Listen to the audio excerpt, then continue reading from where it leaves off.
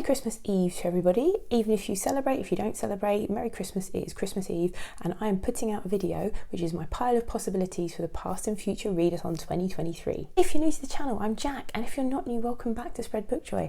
And the past and future Readathon 2023 is a readathon I've been delighted to be asked to co-host with the lovely Emily from Novelle Novels, Jem from Gemma Books and Alice from Alice and the Giant Bookshelf.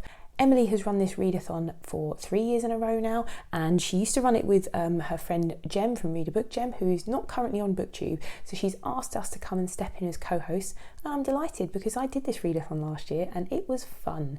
It's just a nice way to start the year, and you've got some prompts about the past, prompts about the future. I've got a video where I've done all the announcements. You can check out all the co-host announcement videos and their piles of possibilities as well, because I'll link their channels in the description box below. You can check out the prompts below, but I'm going to go through them one at a time and tell you my possibilities for this readathon.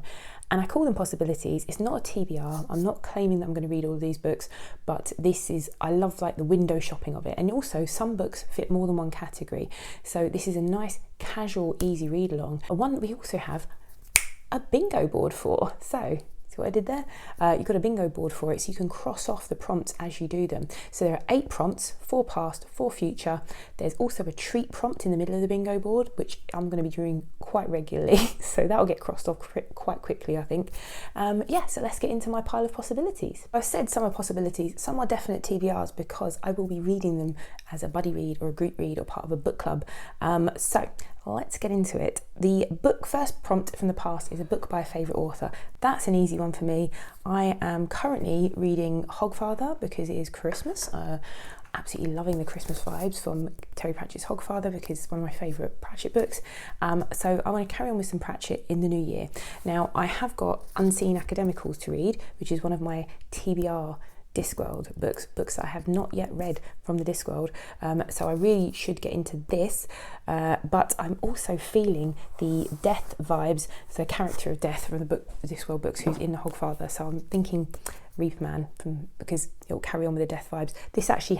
This book takes place before this book, but now that I've read Hogfather, I'm kind of feeling the death sequence from the Discworld, so yeah, could be that one. A book you've had on your shelves for far too long, it could be this is a proper TBR veteran. This one I've had for years on my shelf and not read. What I am definitely reading, and this is a definite read, this is going to be Shuggie Bain. I've forgotten the author. Douglas. Can't remember. I'm reading Shuggie Bain because the lovely Ange from Ange's Book Chatter, who, let's face it, she likes Shuggie Bain. She talks about it quite a lot. She reads it she's a reread of it in January, so I think from the first year she read it when it won the Booker, she's reread it every January since because she loves it so much. She's going to be reading it with Sam from Paper Knot Books, so I'm going to be joining both of them to read it.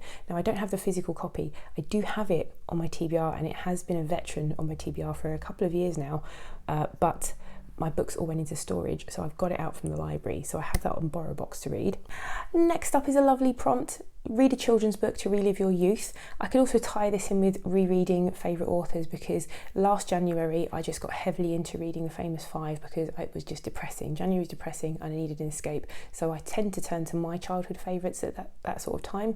But I've also got a list as long as my arm of things I need to review. So Chicken House kindly sent me these amazing books here, The Spell Tailors. The other book is this, House of Shells by Afia Traore, and she is a Nigerian-born author who lives in Germany, but she won the Times Chicken House Children's Book Prize a couple of years back. Children of the Quicksands. I've got a link to it. I'll put the link somewhere for you to see my review of that book. So I really loved it, and they've sent me House of Shells, which is a new book from her, and again, just stunning covers. Just love that publisher so much. Prompt number 4 is a book from before you were born. It's possible I will get to Jamaica in January, hopefully January, but that is one that is on my TBR because it is one of our FOMO book club picks for January and February. FOMO book club is the book club I run with Alice and Gemma. I'm going to put a tag up if you're interested in seeing the books and what we're doing and how we do it. But yes, this is one that I'm hoping to read in January, but it might end up getting bumped to February because I've got a lot going on. However, I'm very excited for it. Jamaica Inn is a classic. Daphne du Maurier, I've never read it before. I've never read any du Maurier before. Can you believe that? Yes, so kind of gothic, smugglers, nefarious 18th century, or I think it's 19th century goings on. So very excited to read that when I finally get to it. And onto the future prompts. Now the first future prompt is a book set in the future, and I have got just this, A Closed and Common Orbit, which is book 2 in Becky Chambers' Wayfarer series, delightful cozy sci-fi series, which I started 2 years ago and I haven't read the second one yet, but I loved the first book so much. And I found this in the charity shop near me for like really cheap, so I couldn't resist it. So yes, that's one, and that's also lovely kind of January reading when it's really dark and you just want to read cozy things. So yeah, that's my possibility for that. Prompt number 6, a book you're looking forward to, and I'm just going to say I'm looking forward to all of them, but there are some other books that I'm really looking forward to that I might get to, short ones, you know, when you want to have a short read that I could possibly finish in a day. So I have these, which I got for my birthday. I got this, 84 Charing Cross Road by Helen Hanff. I've always wanted to read this. This is from Ange, from Ange's Book Chatter, for my birthday. And I also got How I Live Now, and I got this from Alice for my birthday, and this is I think it's YA dystopian fiction set in a sort of post-apocalyptic world. So yeah, these are 2 things that I'm quite excited to get to if I get to them. Number 7 is a book with a protagonist that is older than you. I love older protagonists, but older than me doesn't necessarily mean an elderly protagonist, because you know I am not quite there yet, but I have been thinking I really want to read The Library, which Amy from BookTube with Amy, she has been talking about this book. It was one of her cozy reads. It wasn't even this year, I think it was last year. It was one of her best of, and it's got an older protagonist, and it's set in a library. So yeah, and I've also been, it was on Kindle Unlimited, so I've actually downloaded it and I still haven't read it. So that could be a possibility as well. The other book that I'd really like to get into is An Elderly Woman is Up to No Good.